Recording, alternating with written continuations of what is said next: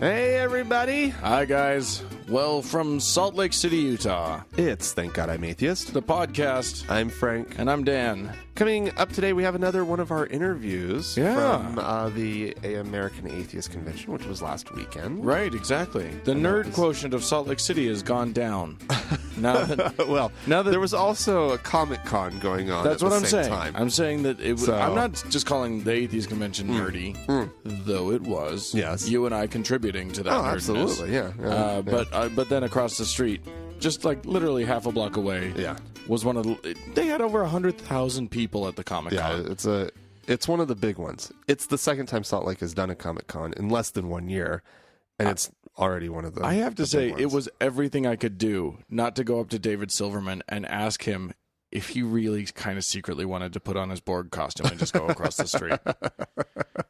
If any of you have ever seen you and I, Frank, were watching the rewatching Trekkies, yeah. the documentary, which we had both seen before, but it had been a few years for me. Yeah. And up pops, like in what they're doing interviews of people Just at random a Star Trek convention. folk, yes. And up pops this guy in a Borg costume. His name appears on the screen. And it right? turns out it is David Silverman, president of American Atheists. In an earlier portion of his life, you and I about fell out of our chairs. Astonished. We had to rewatch it. We rewound, and we're like, "What the hell?" Well, what I loved about last weekend and just being on the streets of Salt Lake City, was that unless the person that you were passing was actually in something Star Trek-y or Star Wars-y, you couldn't tell which convention they were a part of. There was crossover. There was crossover. I saw somebody at the American Atheist Convention with a Comic-Con. Oh, I believe it. Like wristband on. Totally. Makes sense. I'm sure there were several people who were torn There had to be plenty. as to which to go to. Do I want to see Mr. Deity? Or do I want to see Captain Picard? Right. Which one do I really want? Right. Yeah. That's a tough one. That's a tough one. Yeah. Yeah. And hopefully they chose wisely. Well, yes. Well, And we by know that, I don't know which one they would have. we know what one we chose anyway. Yeah. Well, you know what? I'm not going to go to Comic-Con. No? I guess I'll eventually go to a Comic-Con sooner or later, I guess. I'll tell you who else. I just don't really have any desire to. Oh, really? As much as I love all those movies and stuff, I really don't give I don't want to pay a to do rat's it. ass about Maybe the actors. Maybe they'll give us press passes. I'd go if I got a press pass. Yeah. Anyway, I'll tell you who else was very conflicted about which one to go to. Who? The Christian protesters. They did not know where to go. They were very. I spent a minute outside basically at the lunch break. Yeah. They stood outside of the Hilton. Well, I got a great photo. You weren't there because you and I had to go sort of whenever we could get in. The unfortunate thing of having a convention in your hometown is that it's hard to put your personal life completely on hold. Right. Yeah. Because you're going home. You got stuff. I mean, I had the stupid, telephone company showing up to hook up the internet. Right. I was like, God damn it. And I had, I've got rehearsals for the play that I'm in. We both sort of went piecemeal to some of it. I showed up at one point. I got a photo of it. I sent it to Mackenzie. I don't know if she's posted it or what, but I got a picture of a guy in a monkey mask, like a Planet of the Apes mask, kneeling and praying with the protesters outside of the convention. What? Apparently they... Against the atheists? They found common cause? I guess, yeah. Or at very least common cause for, like, praying to God to repent for being a monkey. I really have no idea what was happening. I just knew I needed to take photos of it. Wow. It was really good. Okay. That's amazing. Well, you got any stories for us? I do. I think I want to start with this one. So there's this thing I'd never heard of before. There's a group called Birthright. Oh. It's a Jewish group that for the last just over a decade has been organizing free trips to Israel for like college-aged American kids. Jewish kids. Sure. Yes. So that they can go and get in touch with their birthright. Right. Right. So they go to the Holy Land, they see all the sites, and they have a good time. Part of the marketing, they've played up the fun of the trip. Sure. It's a great time. Well, unfortunately, over the last couple of years, they have seen their numbers dip. No. The interest level just isn't quite, I guess, what it was.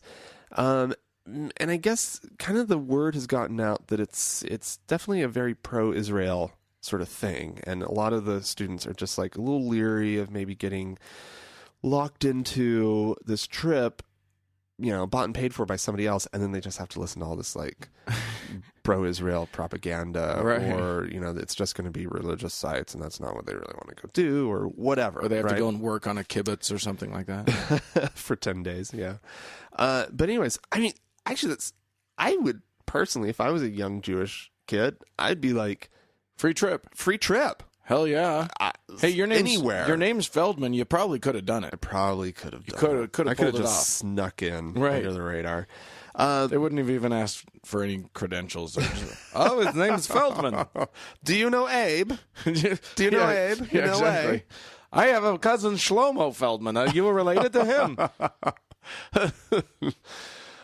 Forgetting the fact that it's Feldman all on its own is not an uncommon last name. No. It's not one of the, it's not Jones or Williams and it's or a anything German like that. name. It's technically not a Jewish name. Yeah, but it's kind of a 50-50 thing. Right. If you have the last name Feldman in Germany, it's 50-50. In the United States, it's a pretty safe assumption. If you meet a Feldman, they're probably Jewish. In Salt Lake, we even have a Feldman's Deli that's a Jewish deli. Yeah, that's true. Yeah, so there you go. That's true.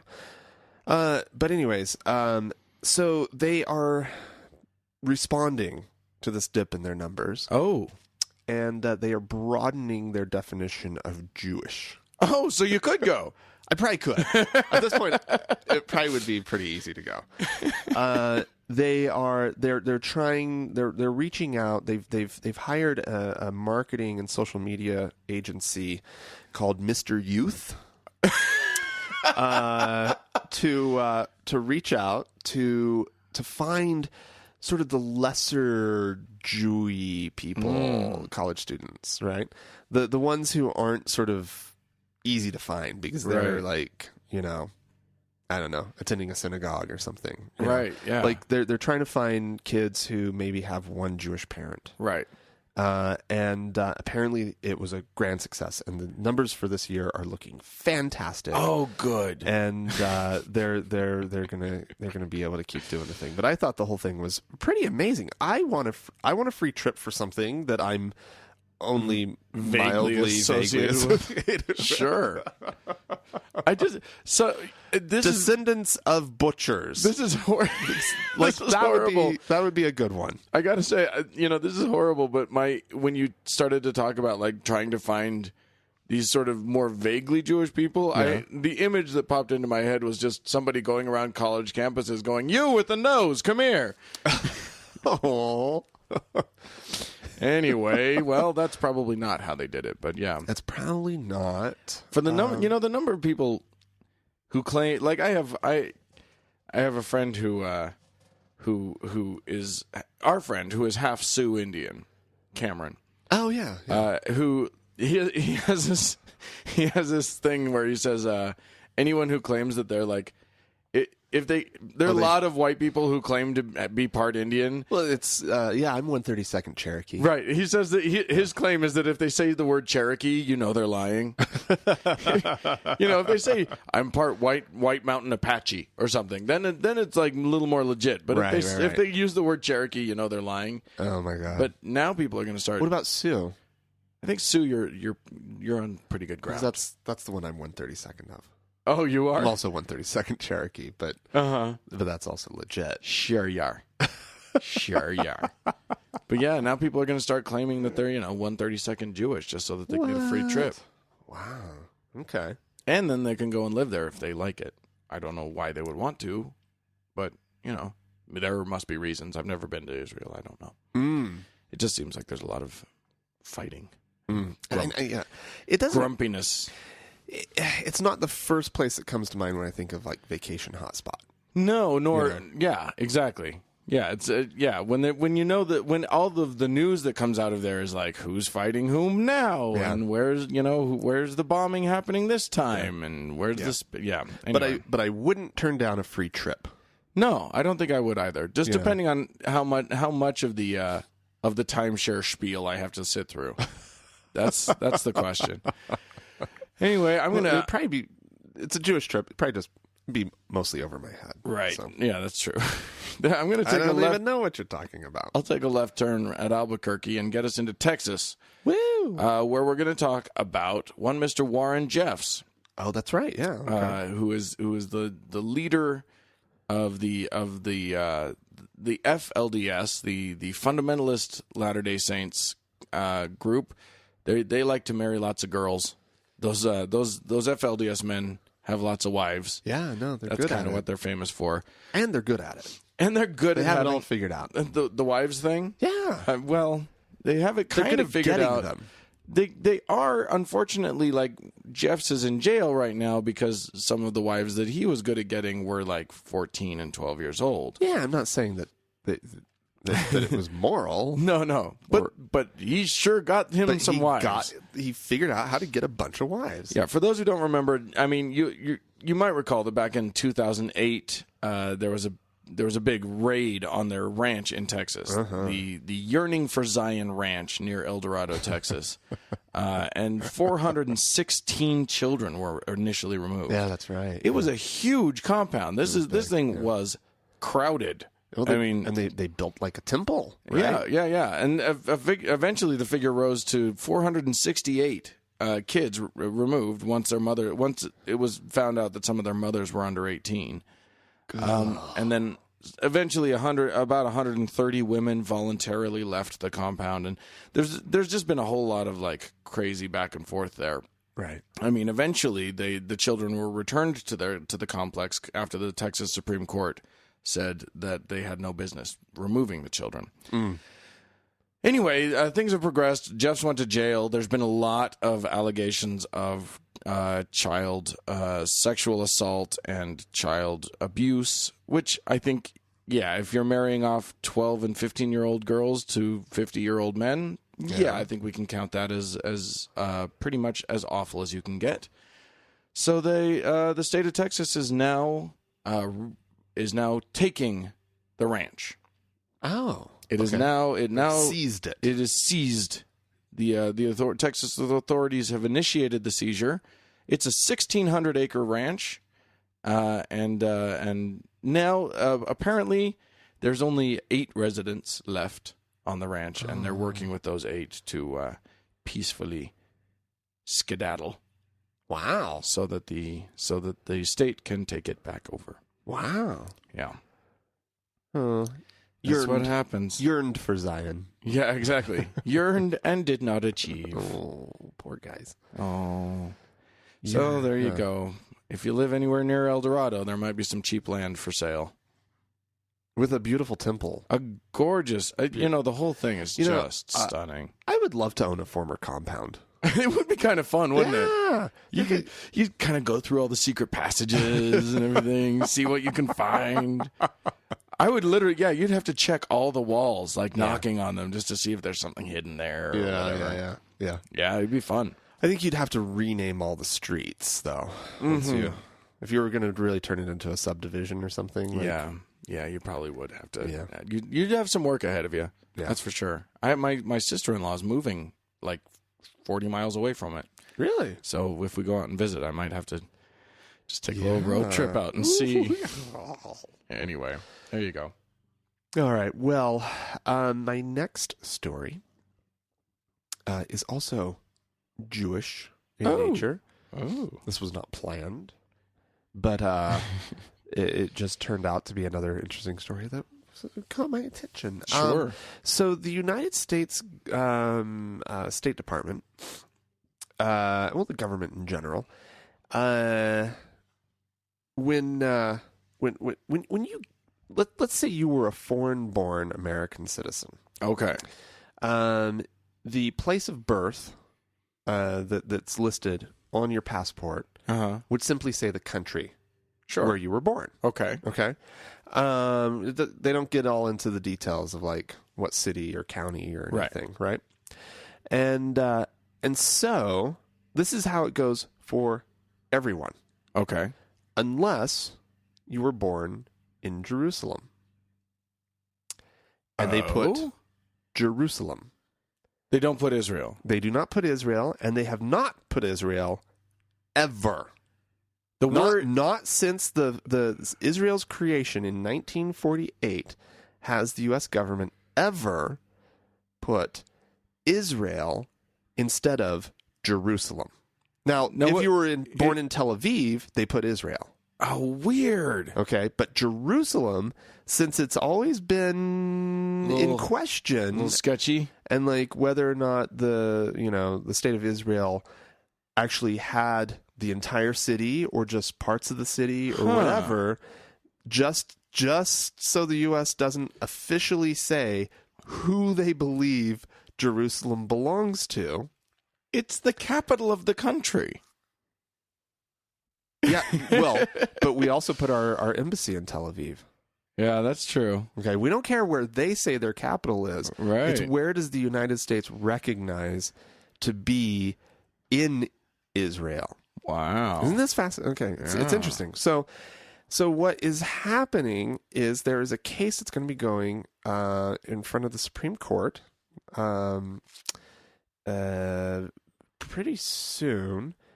They said Monday that they will review a lower court's ruling on a case where these people have been suing to get their child's passport changed to say Israel. The child was born in Jerusalem. His passport, he's like 11 right now. And they want it to say Israel. And so they're suing the government to get it changed. And the government's like, no way. Well, a lower court said, no, cool, yeah, put Israel. Oh, and shit. So now it's going up to the Supreme Court, and they're going to decide. Well, there was a law passed in 2002 that authorized identifying Jerusalem as part of Israel on U.S. passports. Yeah. But the State Department is not doing it because the Bush administration at the time issued a signing statement on this huge foreign policy law that got passed through Congress. Well, we don't have a line item veto. Right. And so presidents issue signing statements. And so he's like, after he signed the whole thing into law, he said the United States position on Israel has not changed, and he signed it. Okay, so the State Department has not changed how they're handling passports and whatnot, and so they're suing. This couple is suing to get the government, the State Department, to comply with this law that was passed back in 2002. Well, this is actually kind of a tricky case because it brings into signing statements. It brings a lot of things into the issue. And I'm looking at, so I went to Google Maps because I wanted to sort of get a sense of the lay of the land, because I haven't, my geography in the Middle East is not great. Right. Okay. So I decided to look at it. There's a lot of just undistinguishable dotted lines. There's like hard lines, and then it's like, wait, where does Jordan and Israel begin? Is it this dotted line? Yeah, is it this dotted line? What are these things? So yeah, it seems even Google's unclear. Yeah. Well, our government is definitely not wanting to like jump into the middle of it, and the executive branch is like, we can't take a side on this. As soon as we say on our passports, that Jerusalem is in Israel. That Jerusalem, as soon as we start acknowledging that officially on government issued documents, right? We've taken a side, right, in this. So, anyways, there you go. I think it's frankly it's one to watch, because there's actually, you think about it, and it's not just limited to this one issue. Yeah, whatever the Supreme Court decides, they're really wading into something tricky. Yeah. Well, there you go. I hope they can. They can sort it out. Well, it's what they're trained to do. It's their job. It's their job. It's technically their job. Part of the first day, what's that called? When you get your orientation, your first day orientation when you're a new justice, right?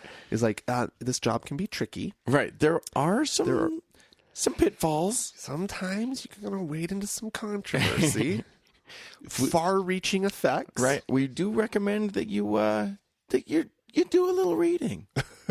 This job requires reading and research. All right. Well, I'm going to switch gears a little bit. So there's this Utah case that's going to go to that's currently in its appeals process for the gay marriage, the banning of the state ban on gay marriage, or it's, how do you even word that? You know what I'm talking about, though. So when the Kitchen versus Herbert is the name of the case. It's on its way to it's in the appellate court now. Right. Everyone expects it to go to the Supreme Court at some point. Right. Except for, I'm sure you're bringing up the technicality. Are you bringing up the technicality? No, I'm not. Oh, okay. I'm not going there. I'm not. I am just introducing one Mr. Regenerous into this conversation. Oh. This is a guy who's a sociologist at University of Texas at Austin. Okay. And he's a controversial figure. Mm. He's the only one who's produced a study that purports to say, or he claims his study says that children from gay marriages don't fare as well as children from straight marriages, which there's a whole sort of litany of other studies that say the opposite is the case, and that there's no difference in how well children fare just based on that one difference. His paper has been roundly criticized. That paper has been roundly criticized, and even though it was published in a respectable journal, that journal has backed off of it and said that they regret publishing it. And the state of Utah actually, and so this was the biggest blow I think that this paper's ever received. The state of Utah, right before they went into appeals, reneged on, like, it was that paper was part of their case. Yeah. And they pulled it. Yeah. They filed a letter right before the appellate trial began, distancing themselves from this case. That's how shitty this dude's science was. Yeah. Well, he's got a new paper out. Oh, yay! More science. It's not out needs yet. To be it's not discredited. Right, exactly. It's not out yet. But he's going to be releasing it. He said in September, I think. But he decided to release some of what he feels are the takeaways from this. And I think we've all learned to take that with a minor grain of salt. But this one's about sex and religion. Skun-dun-dun. Ooh, sexy religion? Sexy religion. Ooh, hi. Hey. Hey. So he said, so he asked he asked over almost 6,000 people, ages 18 to 39, about behavior, everything from porn use and masturbation to marriage and views on social issues. That sort of thing. Okay. And then he apparently he's going to be publishing the results. I don't know if he's going to be publishing them in a journal that's respectable, because I don't know who would take his stuff after all of this. Or publishing on foxnews.com. Right, exactly. The Blaze. Look for this on The Blaze when you can. But he did want us to know a few things. For instance, he says about 50% of younger evangelicals had premarital sex with their spouse. Oh. With their spouse. But still premarital. Seems like a lot. Compare that to the percent of Mormons who say they did the same thing. How many do you think? What percentage do you think? Mormons? Of Mormons. Mormons, I think Mormons kind of follow through with their dumb little no sexy belief. So what do you think? It's low. It's low. It's 10%. Really? Which is still, I was going to say like 15 to 20. No, it's 10. 10. Mormons. Wow. You and I know. I mean, there's a lot. Mormons. are serious about this shit. They are really serious about that shit. So they don't have premarital sex at all, or premarital sex with their partner? Well, apparently this is with their spouse. I don't know. I mean, it's hard. All of these are so tricky. I mean, half of the time Mormons get married so that they can have sex. Yeah, but I also think that like a lot of Mormon kids, they fool around and end up having sex and whatnot. Right. But I think the one that they marry is the one that they're really like, they take this stuff really seriously with. Right. There's also you know what I mean? That thing of like with Mormons, you have to parse out, well, what does sex mean? Yeah. Does anal count? Well, because I could just stick it in and just hold still, and that's not having sex. That's called floating. That's floating. I'm just in. I'm not going in and out. The sex involves a thrusting. No thrust, no sex. Right, yeah. That's the BYU campus logic. Mormons get kind of crazy about it. He also says that Mormons are the least likely religious group to be in a sexually inactive marriage. Really? I found that interesting. I had to sort of sit and think about that one for a minute. Looking out at Mormondom, I find that disgusting. Oh, stop. I do think, I wonder, though, if there's not a sense of like, if that's not because patriarchy is so respected in Mormondom that if the woman just submits. The woman just submits. She's expected to sexify her husband's needs. So that sounds like his dinner needs get sexified. Well, that too. That too. Make that casserole a little sexy, why don't you? Add some cumin.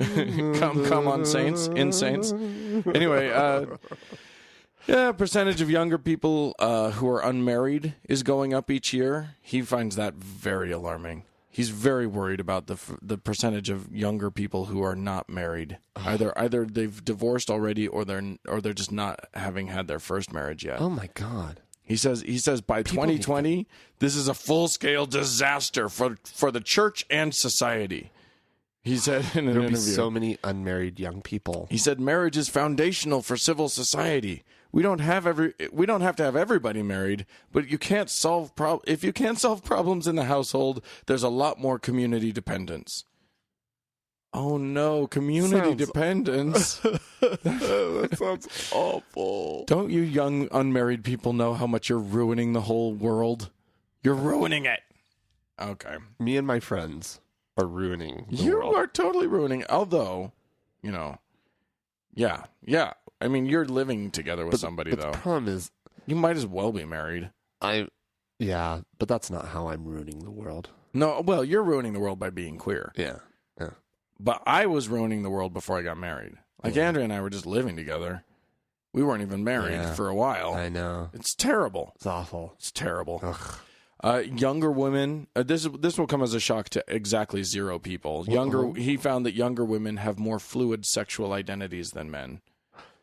Oh my goodness! Are you kidding me? Yeah, he says that's what he needs to do a study on. Well, right there, I'm sure he wants to. Now, tell me more about this girl-on-girl action. So, he pointed to the new mayor of New York, Bill de Blasio, who's married to a former lesbian, as she is frequently described. Oh my goodness! Really? So he's like, yeah, these girls. They're refusing to label themselves fully heterosexual. Oh, shameful. Just awful. Former lesbian? I know. It's funny. I was having a conversation with a lesbian friend of mine, a lesbian couple friend of mine the other day, and we were talking about how one of them had given a blowjob to a B-list celebrity, not C, B. At the time, probably D now, but at the time, B-list. And how embarrassing like the whole affair was for her. And then I asked her partner if she had ever had sex with a man, and she said so the girl that I asked, the first girl said, no, she's a gold star lesbian. Because she hasn't had sex with a man or whatever. And I thought to myself, and at first I thought that was funny, it's cute, whatever. But then I realized, why are we applauding this? Bisexuality, in my view, is a miracle. If you can be a bisexual, go do it. I'm all for it. Just rub your goodies anywhere. You just get to have so much more sex. You've got so many more options. I would kill to be bisexual. It'd be amazing. But no. I don't know, though. Well, it still seems distasteful. You are not being imaginative enough. You're just grossed out by girls and you're letting that cloud things.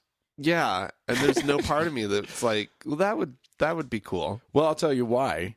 What? Here's the deal for me. When I was just divorced from my first wife, and I really kind of wanted to make a slut phase happen in my life. I wanted to go out and have a lot of sex and just see what that was about, because I really didn't have that much experience. And let me tell you something. If I could have been gay, I could have been getting laid every damn night. I could have been getting laid all the time. Yeah, but not with people you'd want to be getting laid with. You know what I mean? Like, yeah, because that's the big myth. Yeah, okay, sure. But it's not going to be... Yeah, you can find someone to have sex with. I could have found... I mean, just going to the parties that I went to, you know how many gay guys I know. I'm just saying... Getting laid with a woman is a lot trickier than getting laid with a guy. No, and I'm not saying that it's not. What I'm saying is that while gay men do have probably a lot of sex and a lot of, and maybe even on average a higher percentage of sex partners throughout their lives and all of that, but like it's not every night that you're going to find someone that you want to have sex with. You can find someone to have sex with, but are you going to find someone that you won't hate yourself in the morning for having had sex with?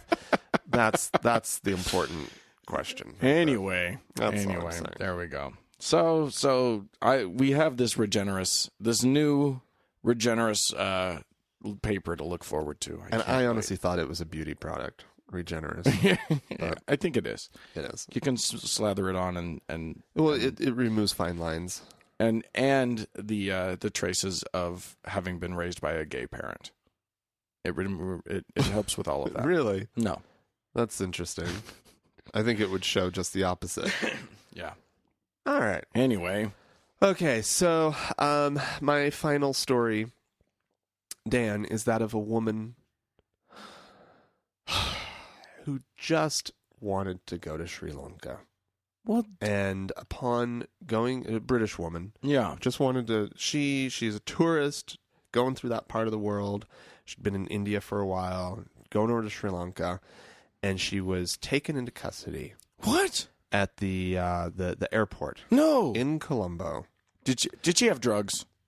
No. Worse than drugs. What did she have? She has a tattoo of a Buddha seated on a lotus flower on her right arm. And she was arrested for, quote, hurting others' religious feelings. Oh.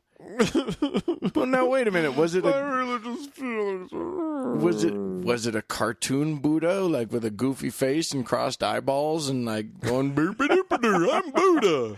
Well, first of all, I'd like to see that tattoo on someone. Sure. That would be a nice tattoo. Who doesn't want that? No, this is it's a very respectful Buddha.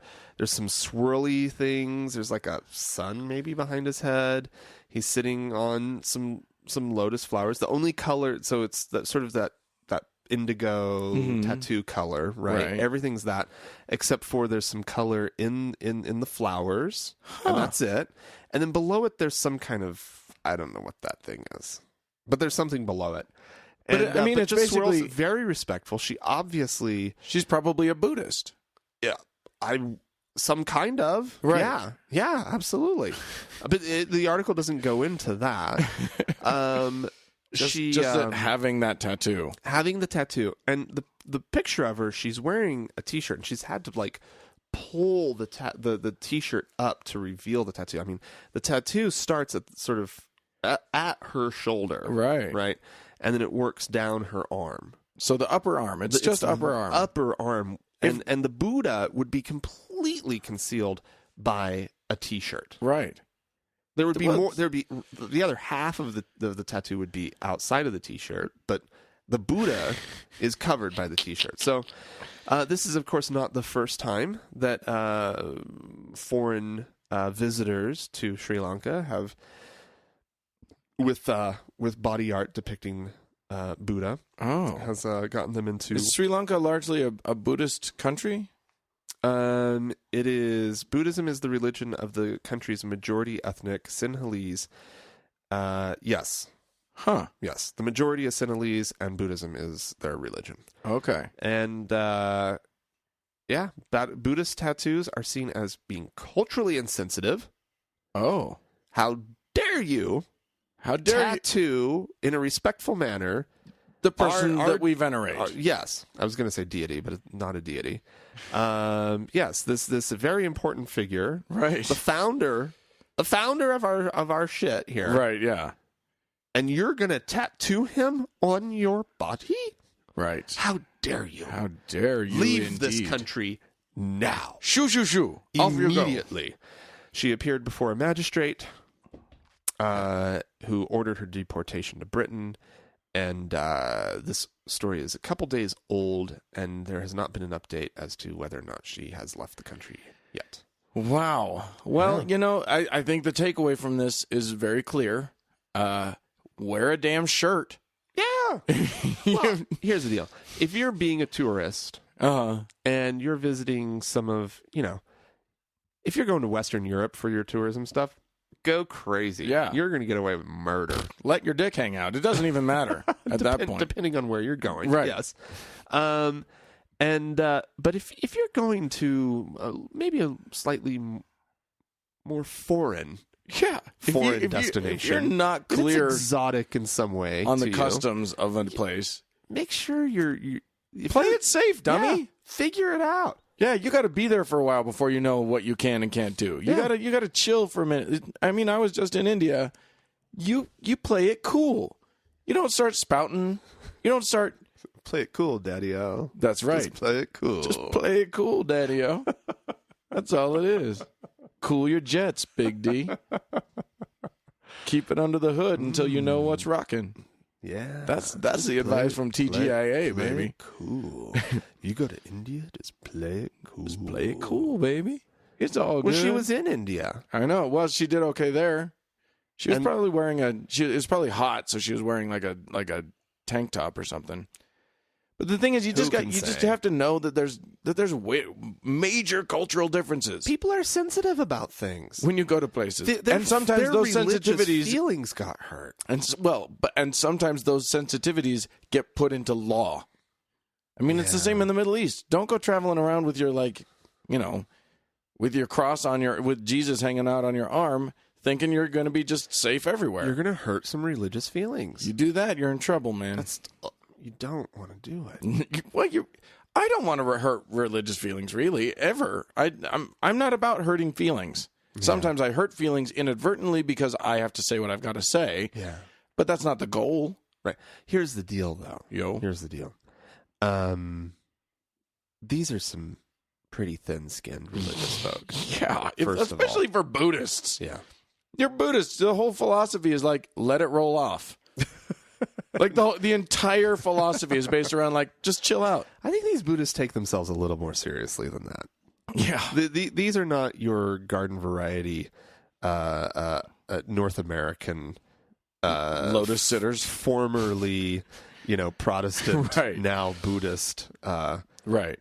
Buddhists. No.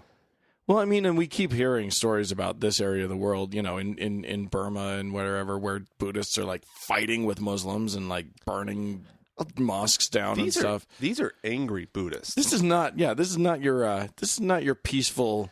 They have not figured out the whole chillax thing yet. No, it hasn't gotten to there yet. Did I just say chillax? I think so. That word was placed in my head by somebody else this morning. Well. So you still used it. I used it. Well, it seemed fitting with the whole... It does seem fitting. I'm pretty sure that's what... I think Buddha coined that phrase. He was the original chillaxer. Siddhartha Buddha. Yeah. Just come sit under this tree with me and chillax, people. Just chillax. I think I was at the temple where he said that in India.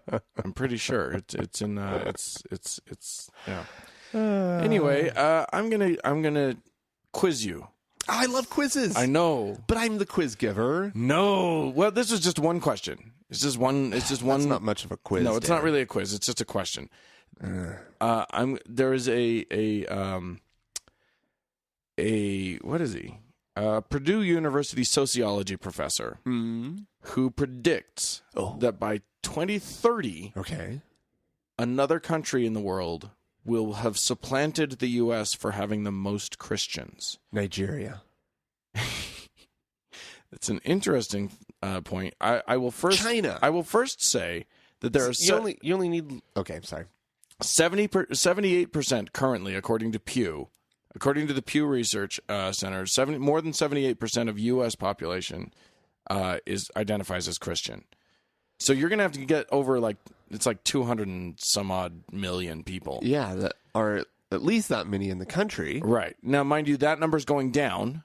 Right. So our number goes down while this country's number goes up. And what's your guess? Final answer. Well, I'm trying to think of large countries. Right. You got to have a good population. That could be on the rise. Sure. With Christianity. So I would say you don't need... You just need a place that either right now is hostile toward religion to become more relaxed. And so therefore the you would see rapid growth in the country, say like a China. Right? Or you need some place where you just got a lot of people and they might be amenable to converting to Christianity if they aren't already. Right. Like in Nigeria. Sure. Which is why he went there, because it's a big country. I have no clue.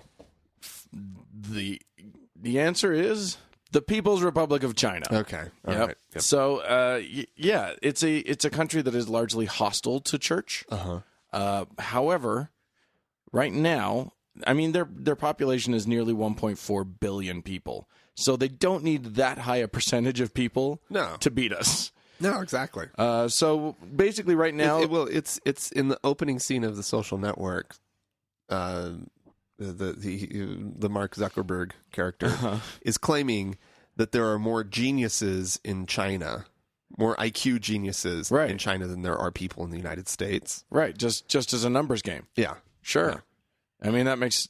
I was realizing, when I was in India and I was sort of contemplating the poverty, I was like, wow, there are more people well below what the U.S. poverty line is here than there are people in the U.S. Yeah. Well, way over. Yeah. Anyway... China has 1.4 billion people in it. Just currently, as of 2010, just 5% of China's population were Christian, but that still equals 67 million. Jesus. So, and it's growing pretty rapidly. The government is hostile to it, but they sort of look the other way. There's a lot of house churches, people worshiping in house churches. Those are illegal. But it happens a lot in China. And China ranks apparently there's a group called World Watch List that ranks China as the 37th worst country in the world for Christian persecution.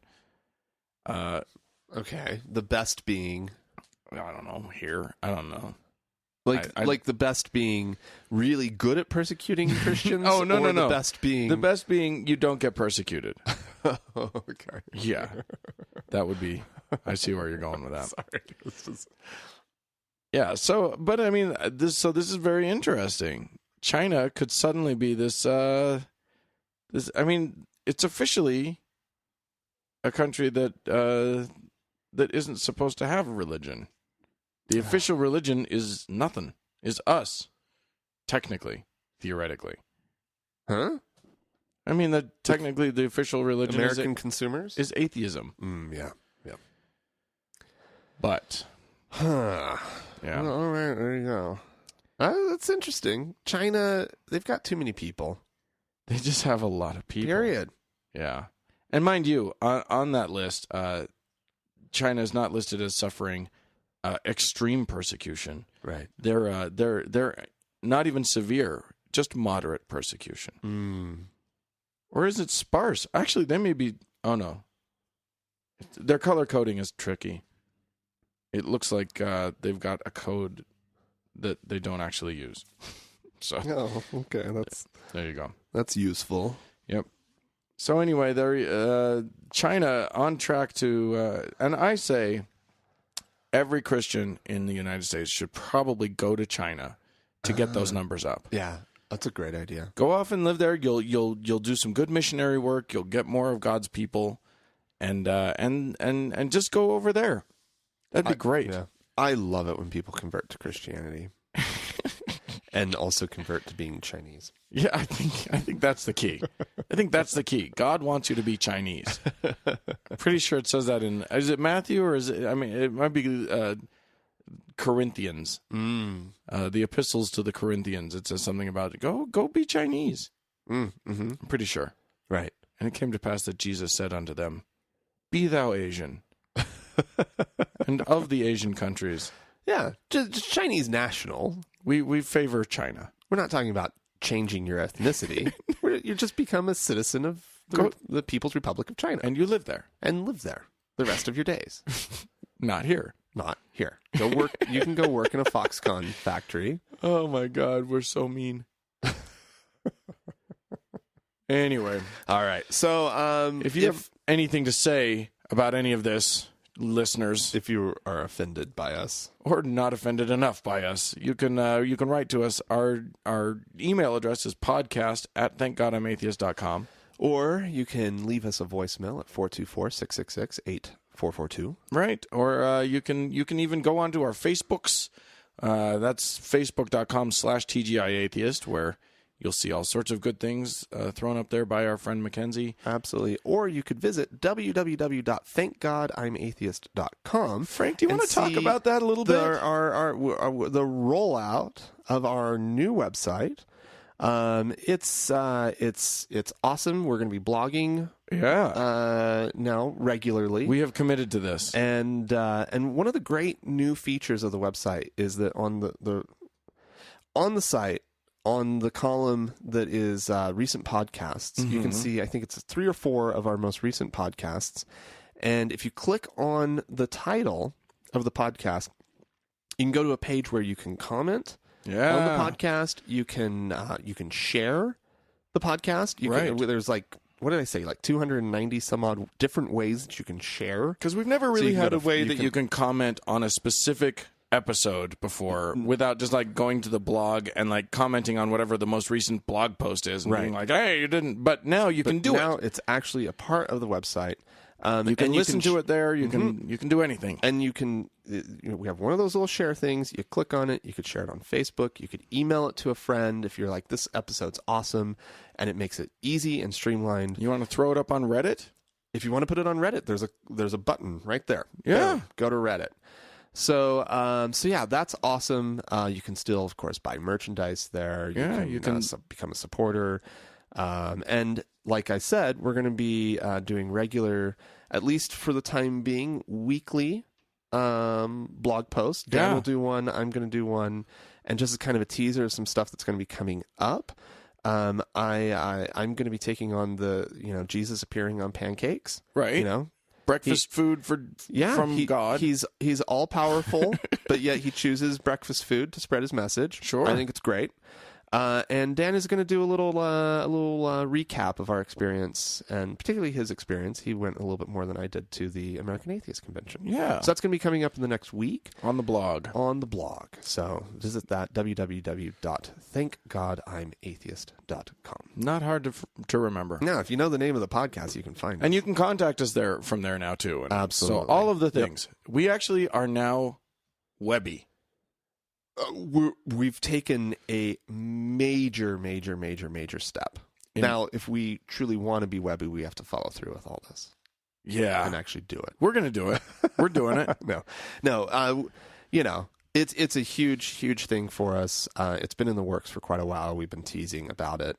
And, one of the things that's pretty awesome about all of you listeners, before we go to our break, is how many of you volunteered your web design services. And, we didn't get back to all of you. We thank you for offering that. It was all under control the entire time. We have a friend who helps us out with such things. Right. But if you have any suggestions, we're open to hearing what you think about it. Absolutely, feedback is good. Yeah, we'll listen to you. Yeah. Anywho, what do we got? We're going to hear somebody say something? Yeah, we're going to take a patty break. And this is, it's just some good old-fashioned Pat Robertson lunacy. Well, we have a board of trustees member of Regent University who's a heart surgeon who had a man die. And they had called the code and they were getting ready to take him out, and all of a sudden God said, go back and treat him again. And he said he got over him like this, and all of a sudden he began to shake, and the power of God hit him, and the man came back to life again. Really? Yeah. Really? That is a miracle. Oh my God. You have to get over him, and you have to shake. Yeah, I'm surprised they don't teach that in medical school. What are they doing there in medical school? Before you call it, yeah, just get over the guy. Time of death. Hold on there, doctor. You haven't prayed over him yet. Did you shake? I didn't see you shake. I saw you do a bunch of scalpel-y things, but I don't know that I saw you shook. Some chest compressions. You did a lot. Yeah. I give you credit. Yeah. But what about the because that's really important. It's a big part of it. That's it. People don't just heal themselves. No. Dan. No. And you know what? Science has its limits. It does. Dan. This is a true point that you're making. We've been contacted by some folks, so we should probably let's respond to them. Let's have a little hear chat. what they have to say. Cameron wrote in. Now you and I have met Cameron. He was at the pizza event that we went to a bit ago. He wrote in and he said he was listening to our latest show, number 127, and we were talking. Do you remember, Frank? We were talking about the Mormon Church, and you had a story about the Mormon Church suing or sending a cease and desist letter to some guys who were trying to start a Mormon dating website because they claimed that they own the word Mormon and the word dating and the word website. Well, clearly they do. Right. Nobody else has any claim to any of those words. Right. Well, here's the dealio. Cameron says that his family started a business a while back. Okay. So this is to the point. They started a business called LDS Yard Art, which was like they'd set up large signs for birthdays and mission farewells and all of that cute. sort of thing. Okay. A few weeks after we set up our website, we got our DBA and business license. The church sent my stepdad a cease and desist letter from the church saying that they owned the word LDS. They obviously don't have much of legal standing in these cases because my stepdad sent them a 2-page letter with all the URLs he could find with LDS or Mormon in the name. He says a ton of porn sites and anti-Mormon sites included. Oh, of course. Yeah. So he says, I don't think they can do anything legally. However, the church suspended my stepdad's temple recommend. Oh my! Till he took down the site. God. And threatened with a church court. So these guys probably have been threatened by the church with more force than from the lawyers. Oh my God! They play dirty. They play dirty. But that's the one thing that no good Mormon can go against that. That is the fuck you moment. That's it. That is the fuck you moment. That is the moment when I don't know how you go, oh, not my temple recommend. And you're not just like, wait a second. You don't get to use that as just like power to get me to do any old thing you want. Well, that's it, isn't it? I mean, this is exactly the thing. People don't understand how forceful that kind of influence is within the Mormon Church. This is why people should probably be a little bit worried if Mitt Romney becomes president. Well, it's probably why Mitt Romney will run again. They're probably holding his temple recommend. You're going to run. If you ever want to step foot in one of these temples again. I don't want to this time. You're going to run. You're going to run. Yeah. It's like The Firm. Yeah. Except I didn't see that movie, but I believe you. Tom Cruise. You didn't see Tom Cruise in The Firm? No. Wait, was that one of those Grisham ones? Yeah. Maybe I saw it. Yeah, Maybe it's a good one. I was thinking, what was the one I was thinking of? I was thinking of the The one with Vanilla Sky? Matt Damon as and the Mad Men chasing him. All the angels and stuff and guys in fedoras chasing him. It was recent. Matt Damon? Yeah. Fedoras? Yeah. People chasing him? Yeah. You mean the No, that wasn't Matt Damon. What do you think? Matt Damon? Hang on. I don't know. I'll find it. The Company. Yeah, isn't that it? The something. The lawyers. the Adjustment Bureau. No, it was not the Adjustment Bureau. Yes, it was. I just looked it up. No, but that's the one I'm talking about. Right, but Tom Cruise was not in the Adjustment Bureau. I didn't say Tom Cruise. You said Tom Cruise. I said Matt Damon. Was Matt Damon in that? In the Adjustment Bureau? Yeah. Yeah. Oh, I didn't see it. So I didn't see it either. But you're right. Mad Men was running after him. Yeah. Well, they all looked like Mad Men, but one of them was actually John Slattery from Mad Men. Yeah, no, that's anyway clear. All right, cool. Anyways, proceed. Anyway, yeah. Okay, I'll go on to another email. Thanks, Cameron. Thanks, Cameron. This was from Brent. Brent, yes.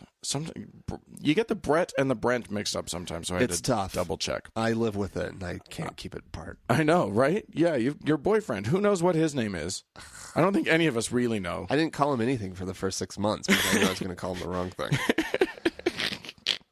Anywho, he wrote in. He told us a whole story that's a little too long for me to read to you, but I'll recap. He was LDS. His wife was not. So he started dating her.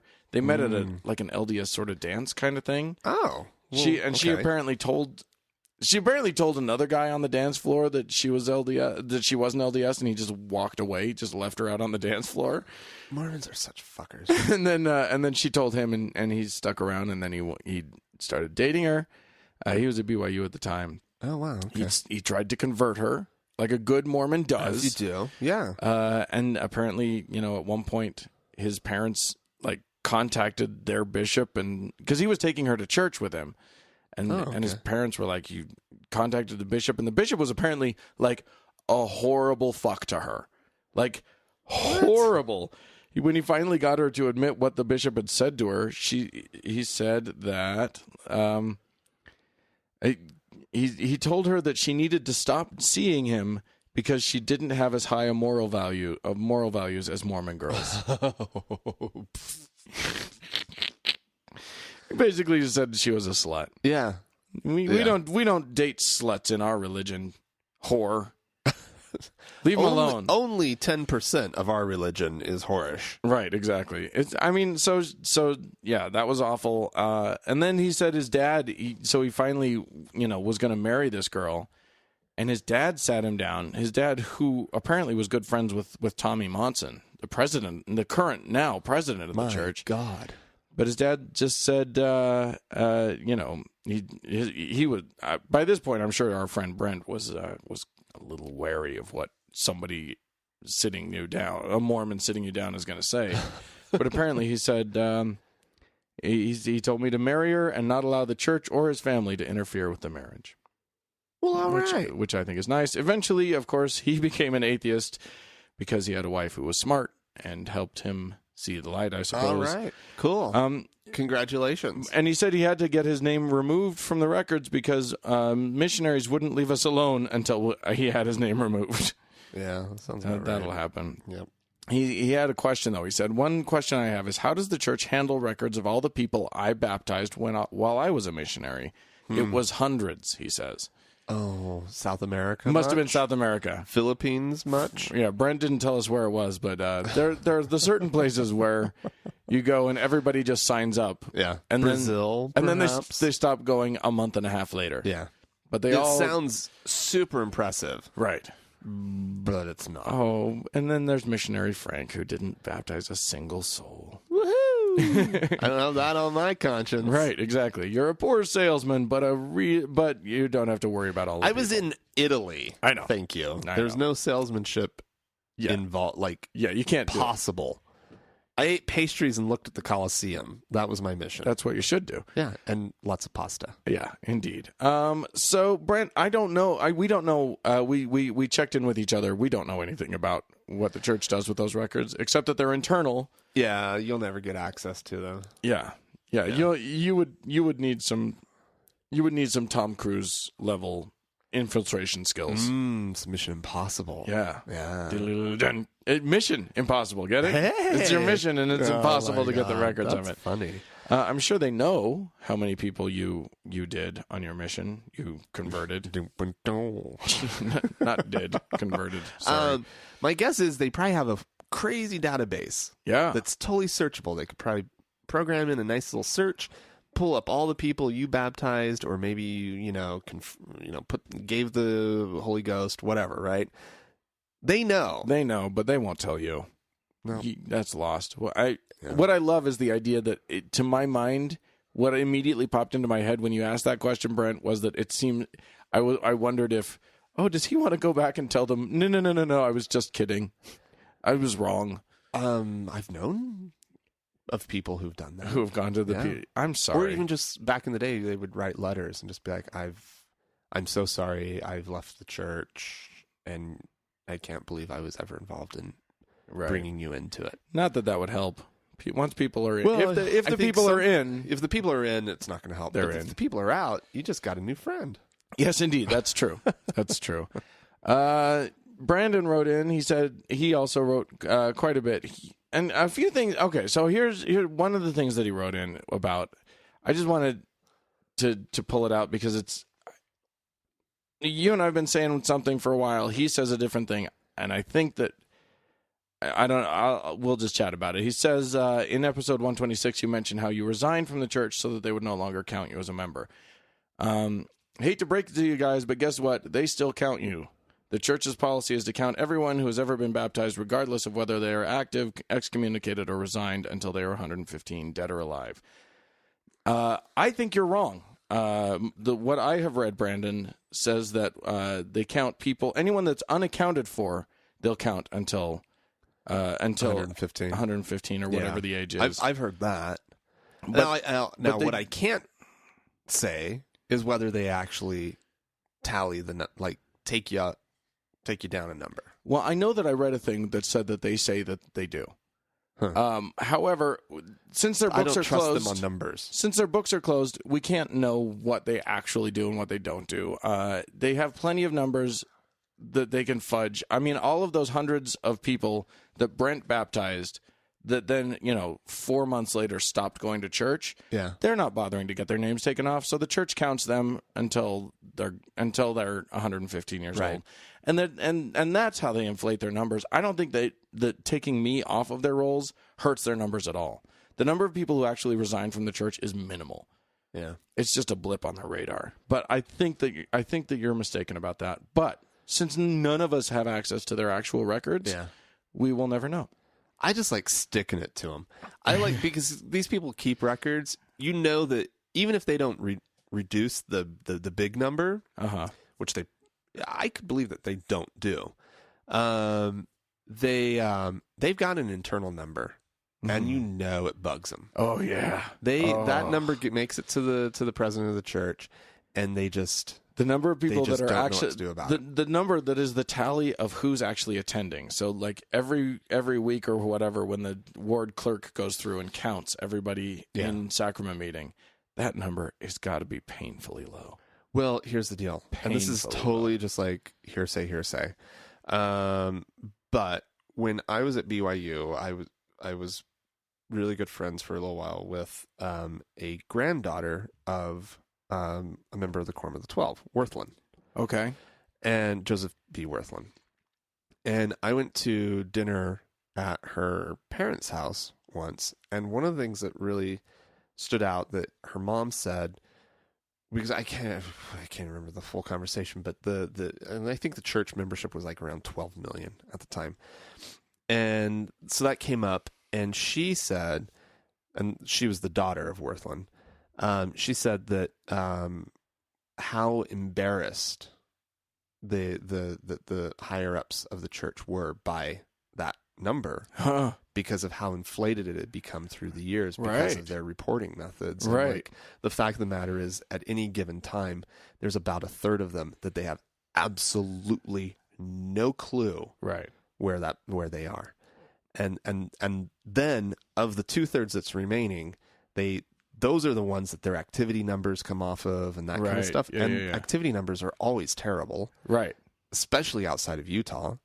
And so it's actually this kind of very small fraction of their reported number that you could really say are Mormons. Right. Yep. But they go around with their big old number, and it has to get bigger every year, and they feel all this pressure. Right. Because as soon as if they actually adjusted it and were being honest, it would be... they would have to lower the number. Right. But they'll never do it. We'll see. I kind of like how the J-Dubs do it. The J-Dubs do the opposite. The J-Dubs don't want to report a big number. Isn't that interesting? So they won't report you until you're like in the inner circle, until you're one of the ones that's like elevated. Wow. So there's all these people who attend J-Dub church who aren't even counted. Wow. It's the opposite thing. It's so crazy. Anyways. It's really funny.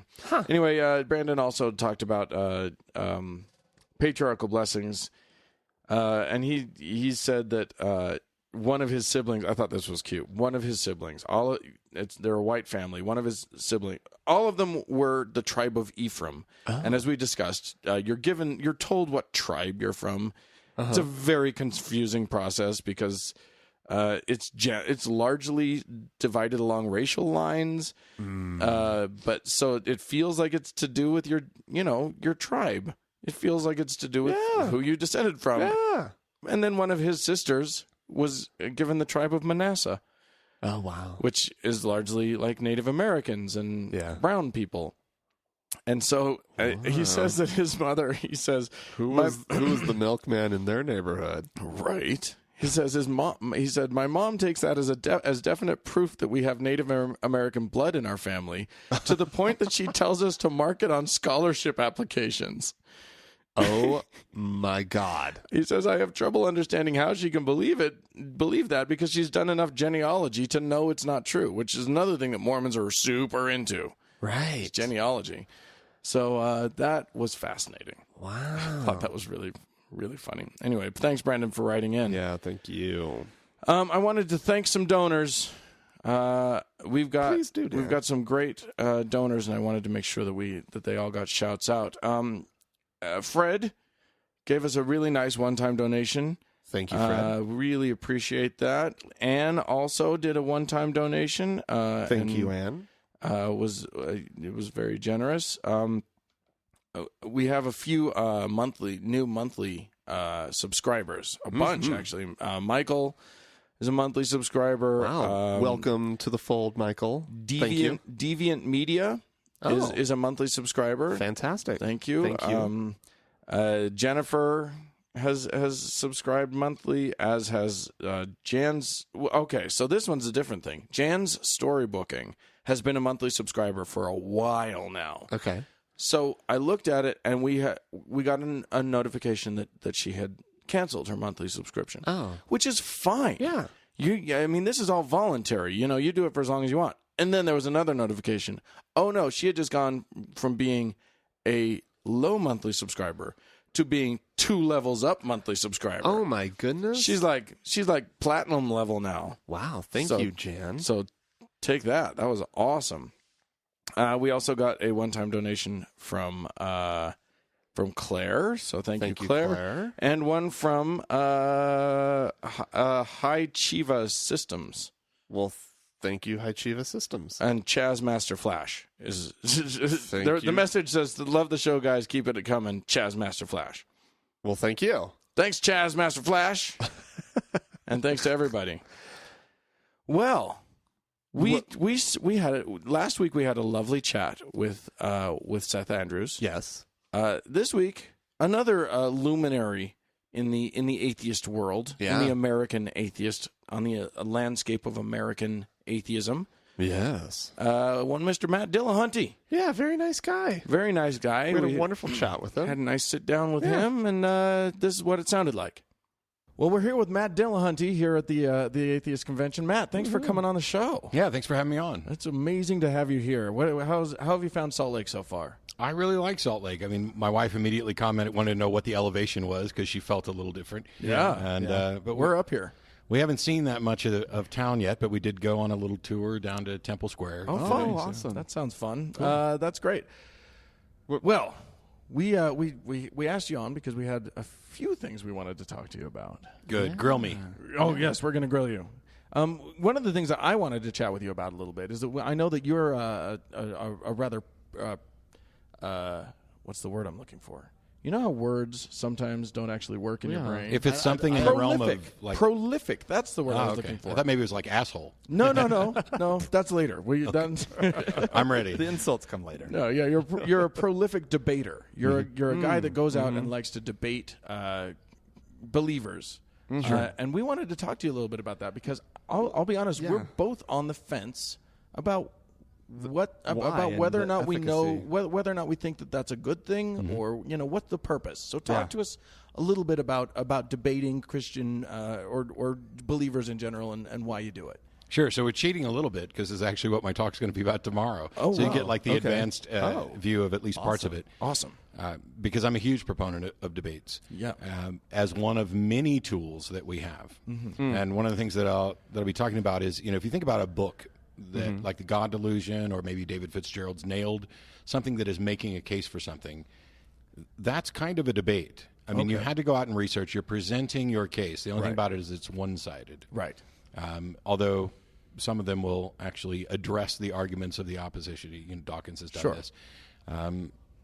When I look at debates, I love doing both the formal public debates and the informal debates that people who call into the show.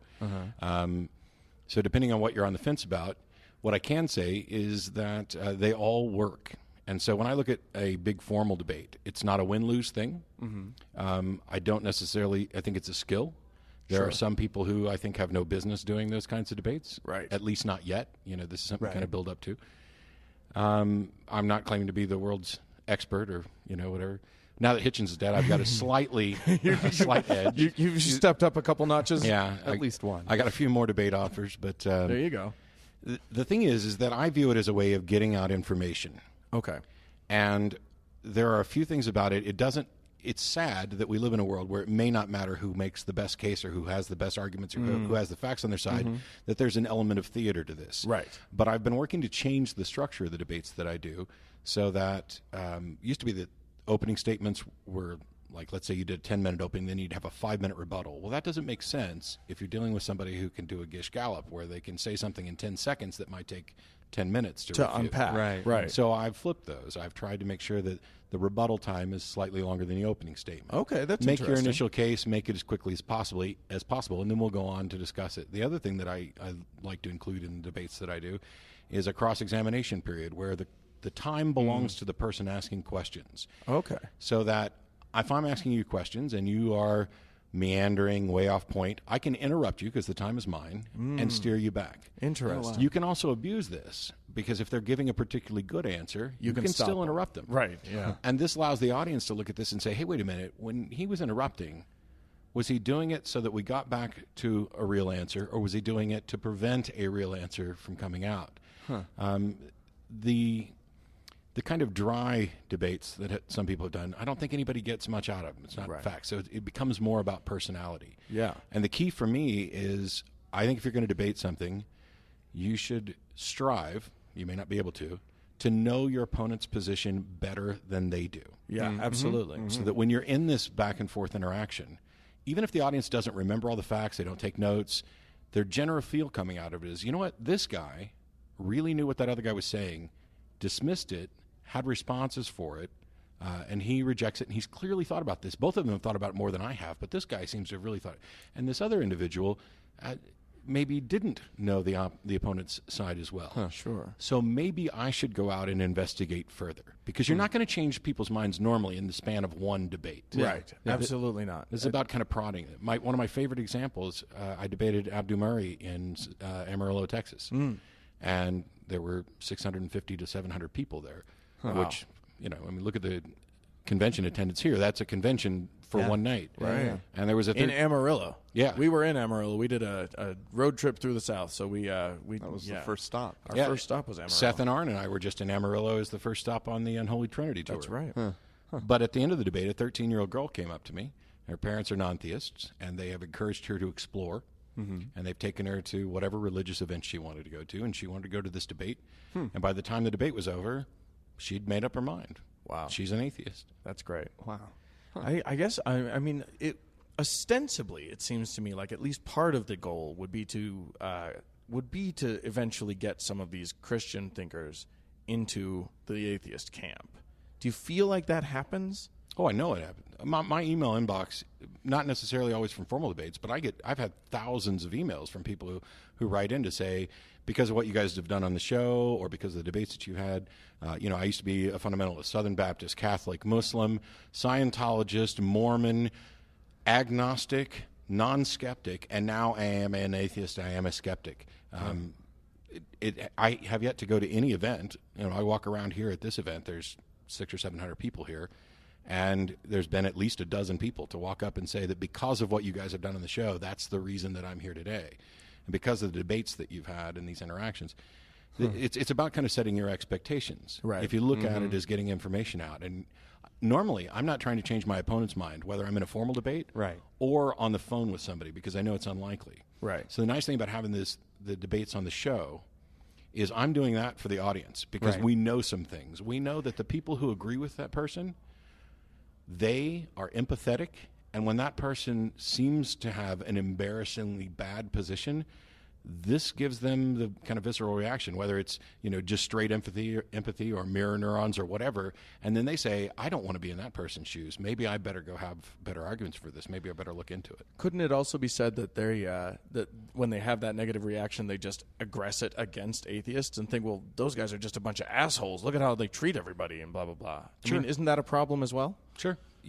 No matter what, we're going to turn some people off. The mere fact that I don't agree with them is going to turn some people off. That's fair. We're talking about things that people take to their core. This is their identity. They've got a personal relationship with Jesus. If you tell them that you don't believe that and you think it's irrational, you're basically calling them stupid in their mind. And some people will react very negatively to that. And for some people, it takes a very long time. There was a guy who called the show, used to call repeatedly, thought I was an ass. Yeah. Thought I was an idiot, and had a couple of arguments on the show, and then he stopped calling. But he didn't stop watching, and he didn't stop listening. And his new goal was to do his best to prove me wrong. Right. He's an atheist. Interesting. After about a year and a half. Wow. That's fascinating. Now, you keep referencing your show, just so our listeners know. Sure. Tell us what your show is. Yeah, it's called The Atheist Experience, and I say my show, I'm on it. Right. It's been around for 16 or 17 years. I've been hosting it for the past 8 years. That's amazing. It is a live call-in public access television show that airs on cable in Austin, but we also stream it live to the world. Right. Atheist-experience.com is the website for it. And there are clips for the show that are up all over YouTube. We don't post the clips. We post full episodes, and you can access them. But fans of the show will grab their favorite bits, which are not always my favorite bits. 'Cause, I'm not always at my best. Right.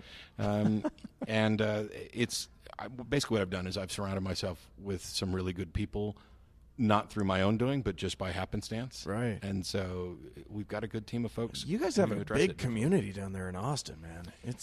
You got some non-believers down there. So the dirty little secret is that the atheist community of Austin is not huge. Oh? So we pretty much doubled in size over the last 10 years or so, up to maybe 150 to 175 active members or paid members. There's probably a good couple dozen of us that are actually actively involved in setting up the show. And one of the problems is that Austin is despite being in Texas, it's not Texas. Right. It is this liberal hippie, let's smoke weed and go swim naked in the lake town full of 50,000 college students. Right. So we don't, I find that where I find the most fervent atheists tends to be in Bible Belt areas, places where their rights really are perhaps in danger. Yeah. And if you can walk down 6th Street in Austin, and it's live music and bars and not street preachers. Right. It just doesn't resonate as well with some people. That makes sense. But we've done a pretty good job there, and the show is popping. One of the things is that for a while we only got calls from Austin. Then we started streaming it live. Then we get calls from outside of Austin.